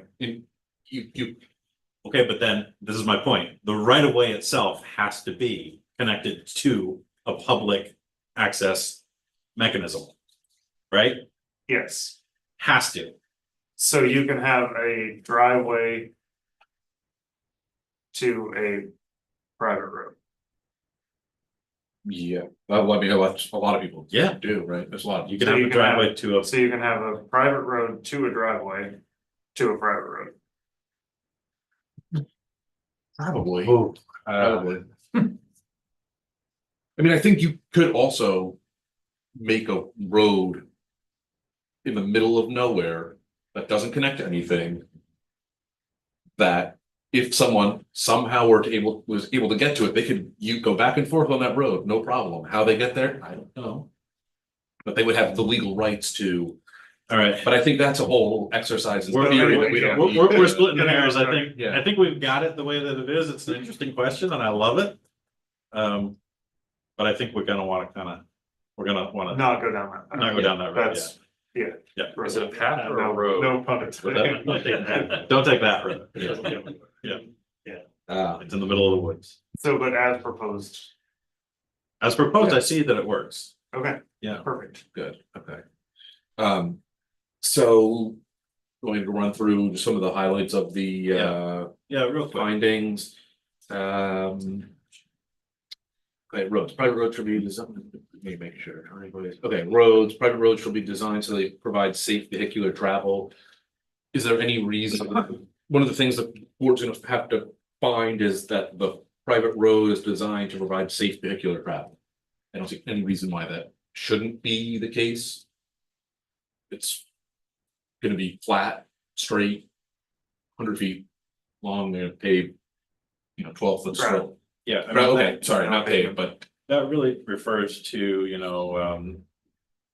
maximum slopes and yeah, radiuses and things like that. It's all spelled out. this is a pretty tame. So it's very tame. I don't Road think it's gonna. there. So the standards of private road, I said they only apply to the 100 foot long, 50 foot wide right of way along. The front lot line,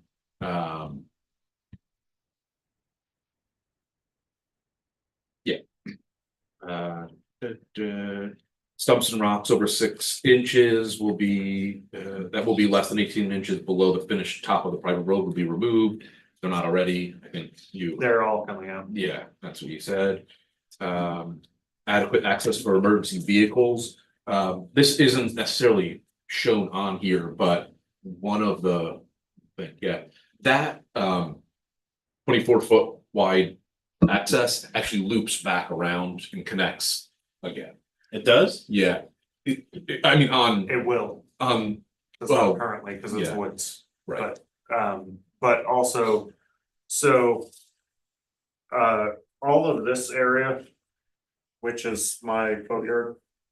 We routinely have. Very large boats on tractor trailer trucks coming in, Yeah. and we also know that the ambulance can get in there fine. Yep. Unfortunately. So. And we're gonna need access for tractor trailer trucks into here as well. Okay. If a 53 foot long trailer. and tractor can get in there, A fire truck. can get in there. a fire truck can get in there. All of this area in the, basically from his 50-foot right of way. That's all gonna be cleared and gravelled, because, beyond that, I'm gonna be storing more boats up there. It's all gonna be accessible to us to put, to get up there and to put things up there. Okay. And there'll still be enough room to turn around in there, because we have to be able to turn around in there. So I think it, I mean, I would love for the fire department to come up and let us know what they think. But I think that it will be pretty easily accessible. Let's just. Because you don't know exactly what you're gonna be doing. On your portion. Yep. As a condition of the conveyance. Can we, or a condition of approval, can we just make a note that says? Site visit from. the fire No, department.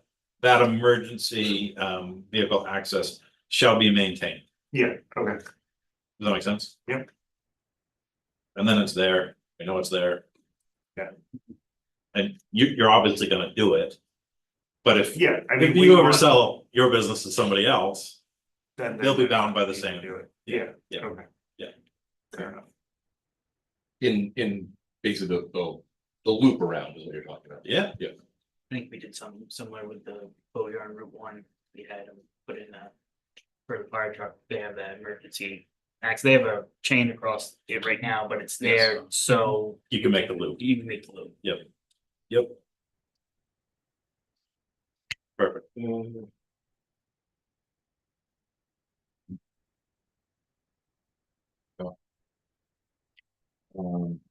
The other thing in here is the private road. If it's longer than 150 feet, means a hammerhead. I think what we just discussed. It makes the hammerhead head not required, not necessary. Also, the private road in that green 100-foot hash is not more than 150 feet. So if you're just looking at that, Mhm. the easement certainly is, but that I think we've got addressed. So. Yep. I think if we have that condition in there, that it could benefit both parties. Yeah. Yeah. And the town, just so that any future expansion of like accessory buildings or anything like that. You know you can't encroach on that. Right? Yeah. So. Yeah. I don't know that it necessarily has to be drawn, I just think it has to be said.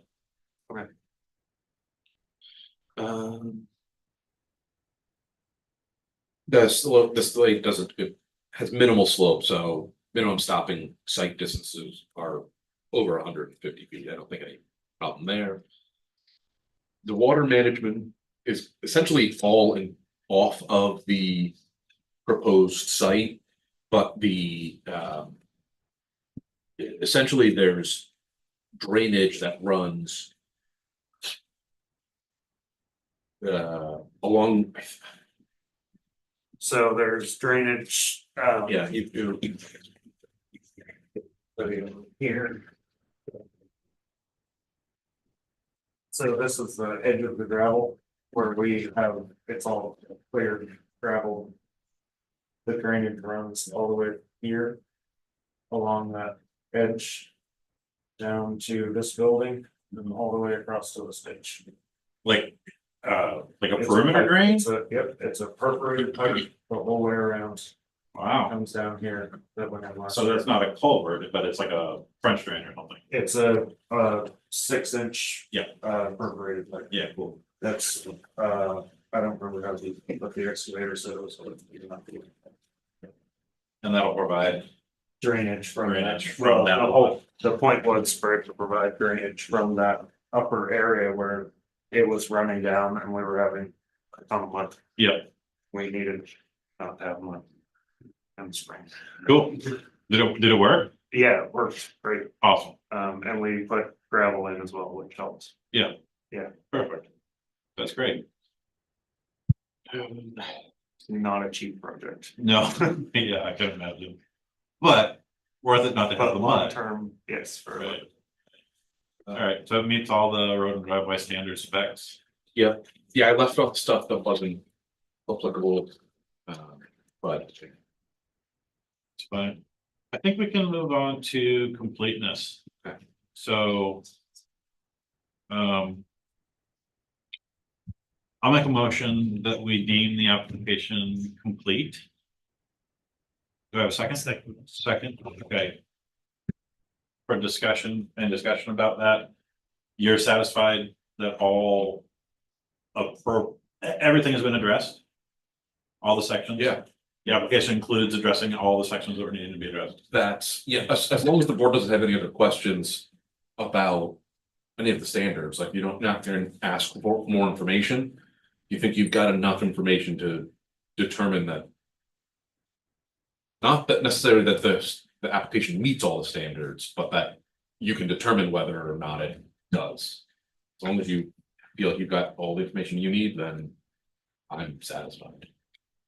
I mean, I want to vote on it, but.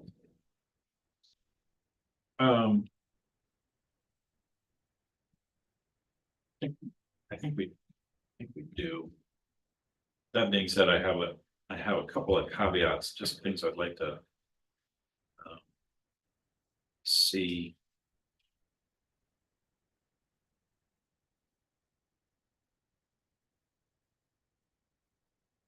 Yes, I think it's complete. I think it's complete.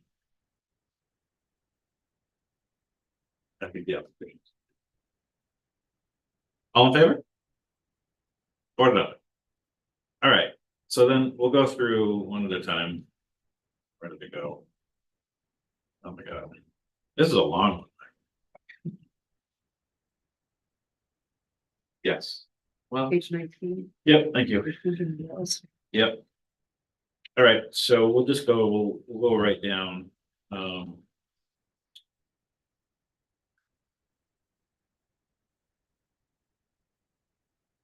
Oh, you wanna do the road driveway and entrances ordinance? I did, It's fine, it's a little bit out of order, but I think that with the approvals, I think that's made that's fine. sense. All right, so I'll make a motion that the application is consistent with the Newcastle Road driveway and entrances ordinance. By a second, second by Lucas. Thank you. Do I have any discussion about that?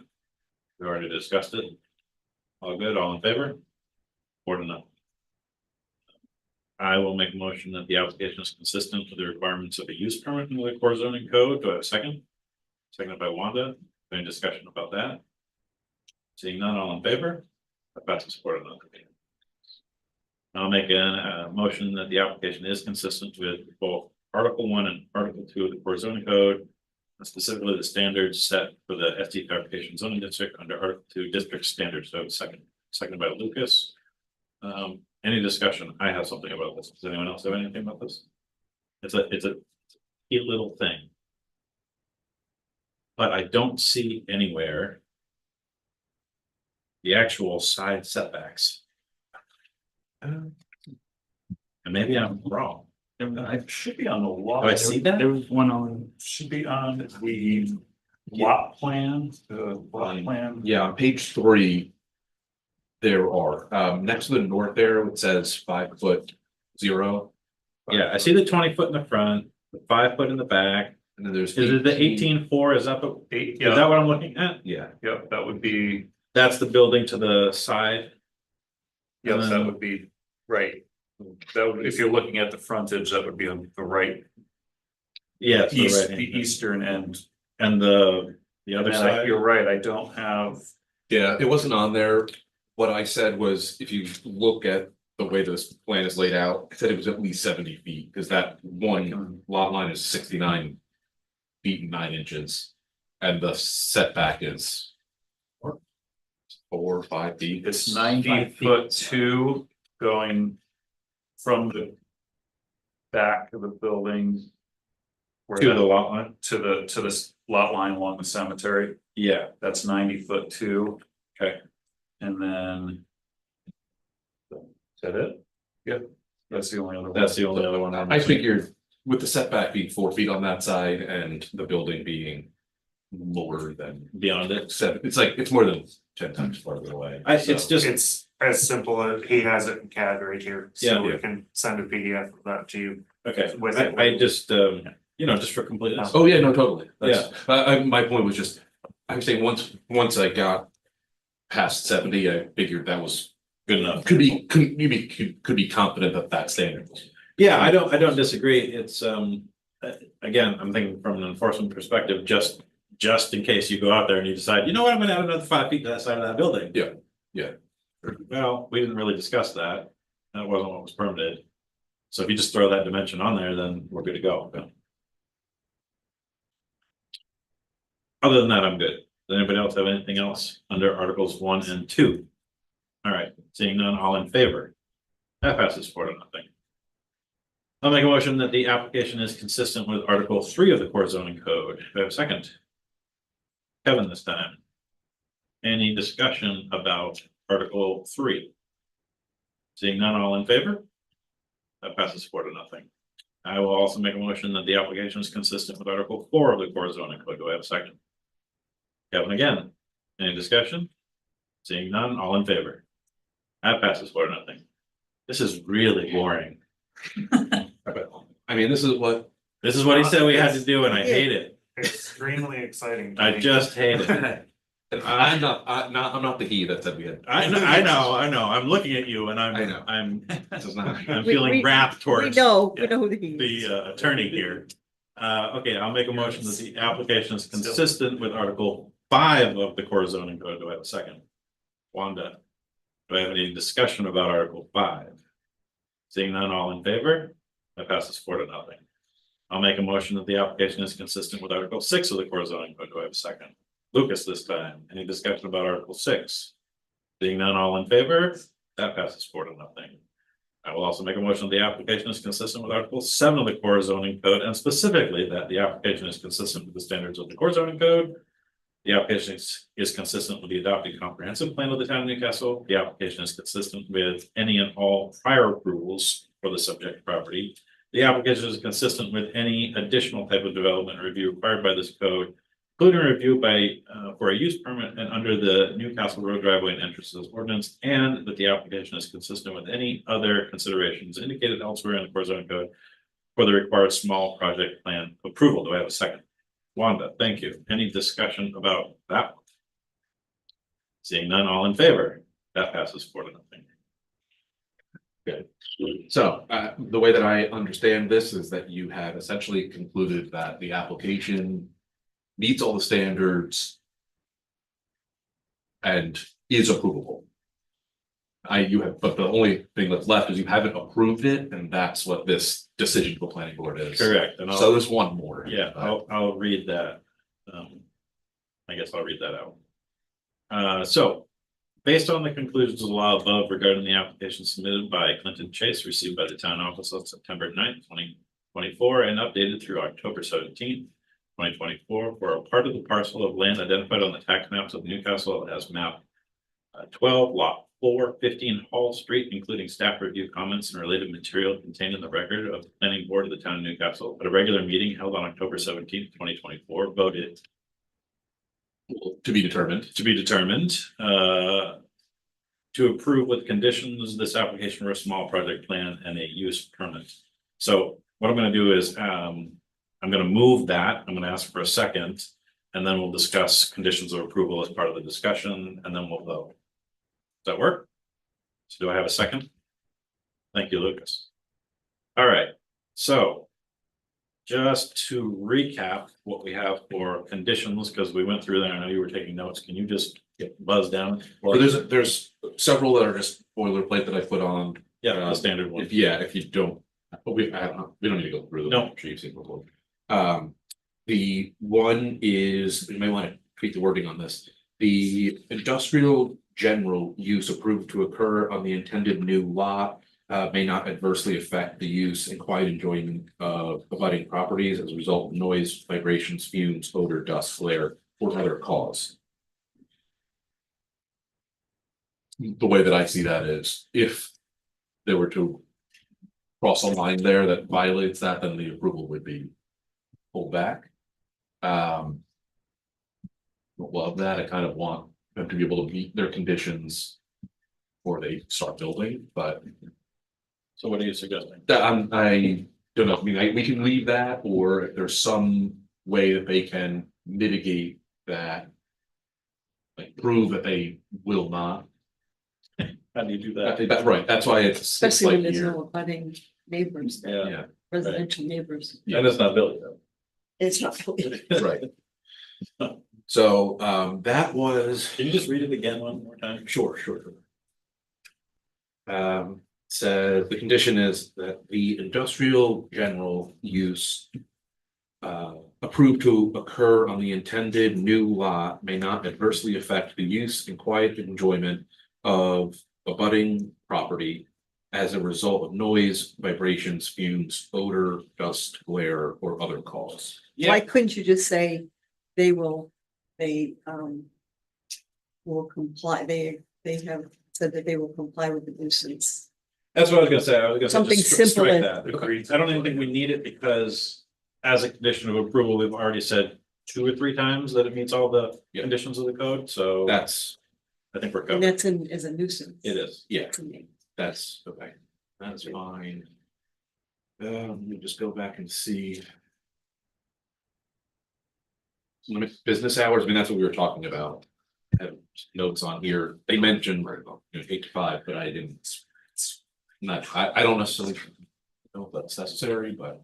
Well, I mean, I think, didn't we say that there should be something in there that we're not gonna operate heavy machinery that Yes. creates noise 10 p.m. after 10 p.m. I might have fallen asleep in the boat shed and I'll get angry. Okay, that's fine. So, do you want a condition that no heavy machinery will be operated after 10 p.m.? Well, that there wouldn't be detectable noise from heavy machinery after 10 p.m. Drive your cyber truck. If you're working until 2 a.m. in the inside and there's no noise coming out, that's Yeah. one You thing. want me to say maybe no noise detectable off-site? Yeah, I mean, if you've got the garage doors all the way up and you're blasting, loud music at 3 o'clock in the morning to keep yourself awake, and so you don't cut your hand off on the machine, that's not good. So, I'll make it easier for the emergency services. But after he cuts his hand off. I can hear him.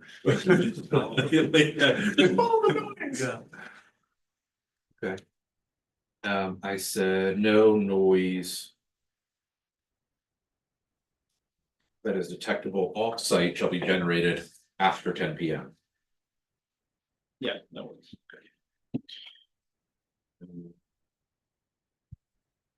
That is not a condition that needs to be met before building permits issued. No, Because one of the conditions says, basically you have to meet all the conditions before building permits issued unless otherwise specified, so I'm gonna make sure we specify otherwise. Yep. Okay, so.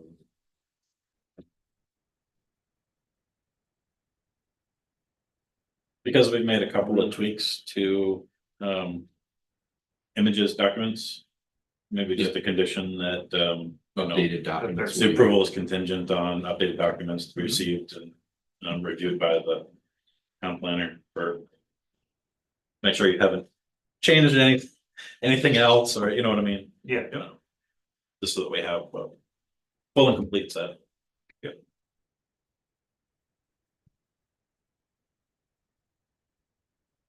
Okay, But I don't think we need to, yeah, updated final documents will be provided.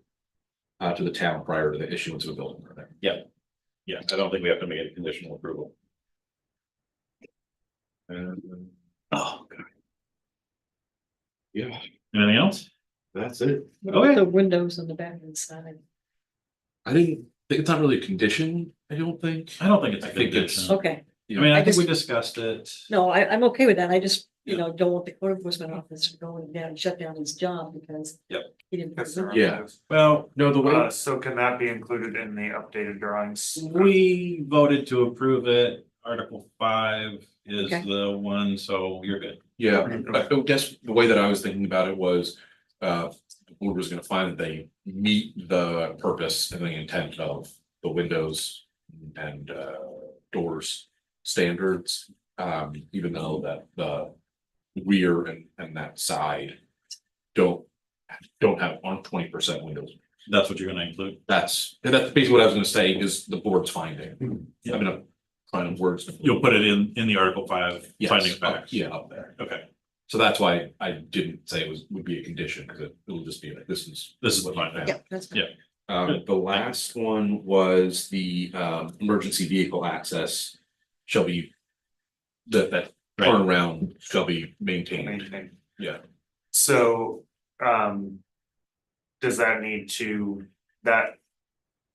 be completed prior to the permit? I didn't No, think so. Okay. it doesn't have to be completed prior to the permit. Right, It just no. needs to be completed And maintained. and maintained. Yeah, that's an Alright. ongoing, I Yeah. think, Alright. is the way that I understand it. Yeah, but it will mean that he'll come out, you know, code enforcement Yeah, officer will come out after the building's complete, right? yeah. And make sure you that- did it, Yeah, right? and that's fine. Yeah. I just wanna make sure that we can get going. Yeah. Before we have the full road built. Yeah. Driveway. Yeah, I think the only Whatever it is. thing, Easement.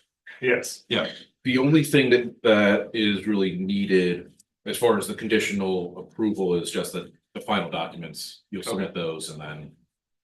As far as I can tell right now, there's no other, I've already deleted the windows. okay, there's no other, Okay, there's no other holdups. Other than permit fee or admin stuff that can get handled. Monday.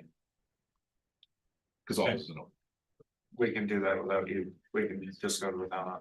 oh yeah, all right, so, the approval has been moved and seconded.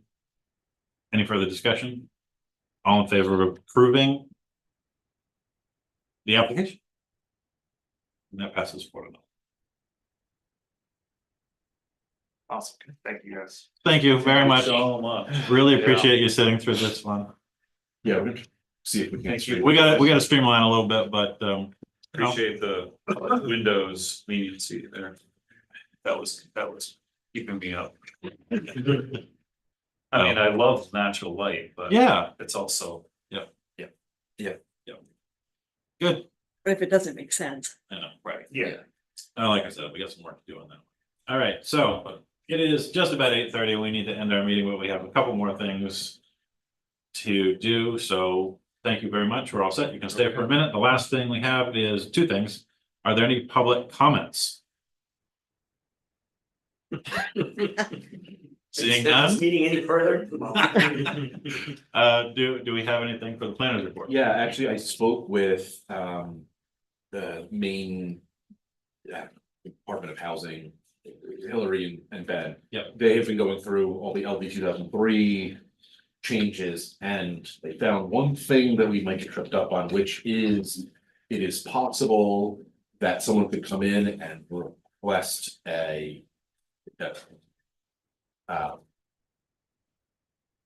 we may need to remove the minimum unit size standards. Because essentially, you can't, if someone is proposing a unit, which an ADU in this case, that is 191 square feet or more.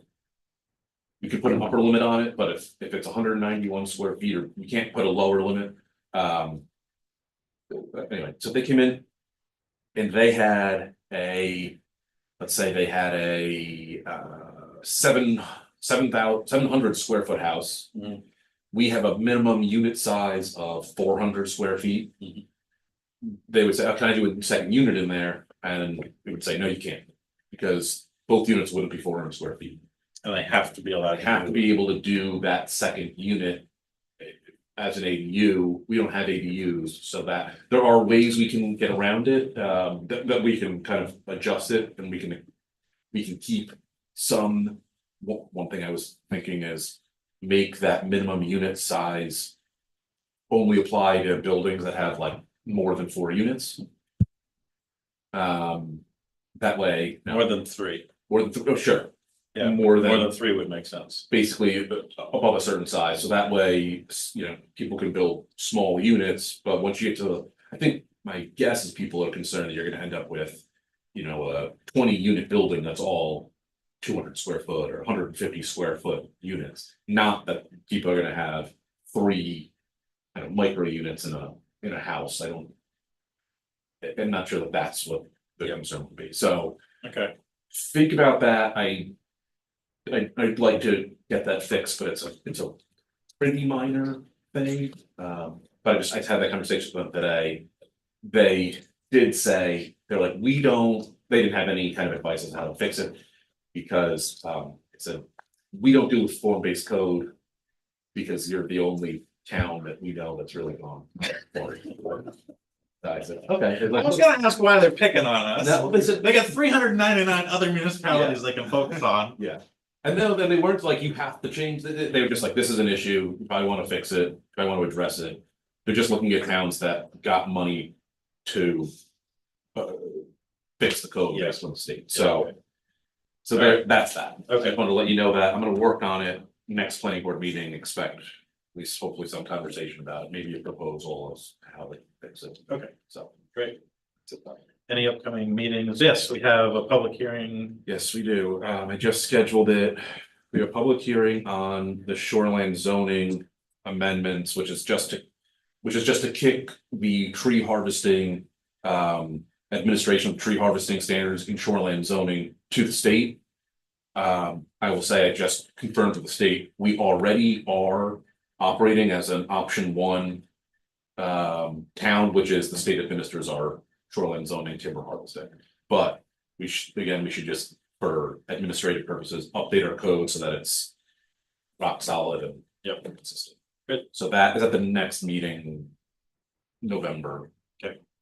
Be a public hearing, All right, and that's all That's I it? got. for now. without objection. Meeting adjourned, 8:32.